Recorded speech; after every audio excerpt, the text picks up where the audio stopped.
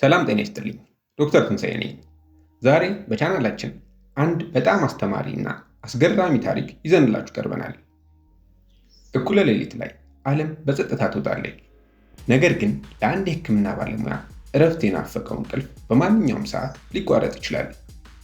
ዶክተር ሰገነት ብዙነህ በቅዱስ ጳውሎስ ሆስፒታል ሚሊኒየም ሜዲካል ኮሌጅ የውስጥ ደዌ ስፔሻሊስት ናቸው። በአንድ ወቅት ያጋጠማቸውን አስገራሚ ታሪክ እንዲህ ያጋሩናል። ስልኩ ሲጮህ ዶክተሩ በድንጋጤ ነቁ። በሌላኛው ጫፍ የሚሰማው ድምፅ በጭንቀትና በህመም የተዋጠ ነበር። ዶክተር፣ ሽንቴን መሽናት አቃተኝ፣ ሆዴ ሊፈነዳ ነው ይላል።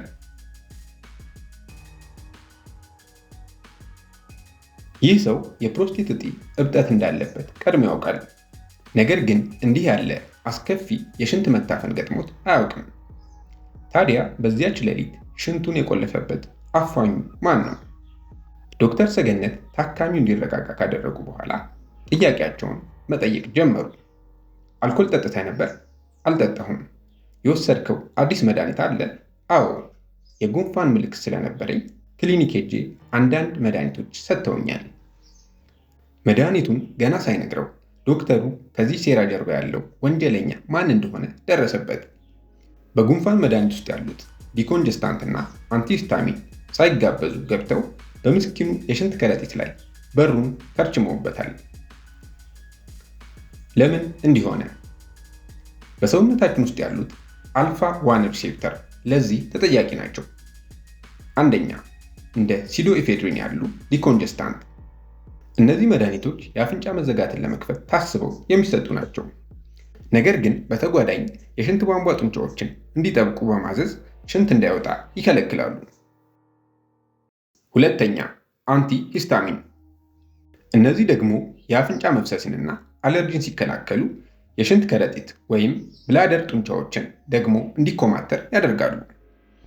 ሽንቱን የሚገፋው ጡንቻ ከላላ ደግሞ ሽንቱ በከረጢቱ ውስጥ ታፍኖ ይቆያል። ይህ ሁኔታ አኪዩት ዩሪነሪ ሪቴንሽን ወይም ድንገተኛ የሽንት መታፈን ይባላል።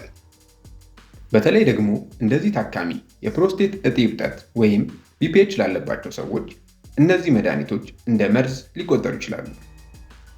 ዶክተር ሰገነት ታካሚው መድኃኒቱን ወዲያው እንዲያቆም ሞቅ ያለ ውሃ ወይም ዋርም ኮምፕረስ እንዲይዝበትና ሁኔታው ካልተሻለ ወደ ድንገተኛ ክፍል እንዲሄድ መከረው።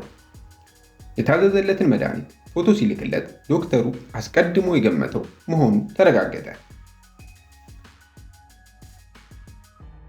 ለታካሚዎች የፕሮስቴት ችግር ካለባችሁ የጉንፋን መድኃኒት ከመውሰዳችሁ በፊት ሁልጊዜ ሐኪማችሁን አማክሩ። ለባለሙያዎች ለታካሚ የጉንፋን መድኃኒት ስናዝ የታካሚውን የሽንት መሽናት ሁኔታ መገምገምና ደህንነታቸው የተጠበቀ አማራጮችን እንደ ናዛል ሳላይን መጠቆም ይገባናል። ይህንን ጠቃሚ መረጃ ያካፈሉን በቅዱስ ጳውሎስ ሆስፒታል ሚሊኒየም ሜዲካል ኮሌጅ ውስጥ የውስጥ ደዌ ስፔሻሊስት የሆኑት ዶክተር ሰገነት ብዙነህ ናቸው። ይህ ታሪክ ለብዙዎች ሕይወትና ጤና ጠቃሚ ሊሆን ስለሚችል ቪዲዮውን ሼር በማድረግ ለሌሎች እንዲደርስ ያድርጉ። ስለ መድኃኒቶች የጎንዮሽ ጉዳት ያላችሁን ልምድ ወይም ጥያቄ ኮመንት ላይ አስቀምጡልኝ። በሚቀጥለው የሕክምና ታሪክ እስከምንገናኝ ጤና ይስጥልኝ።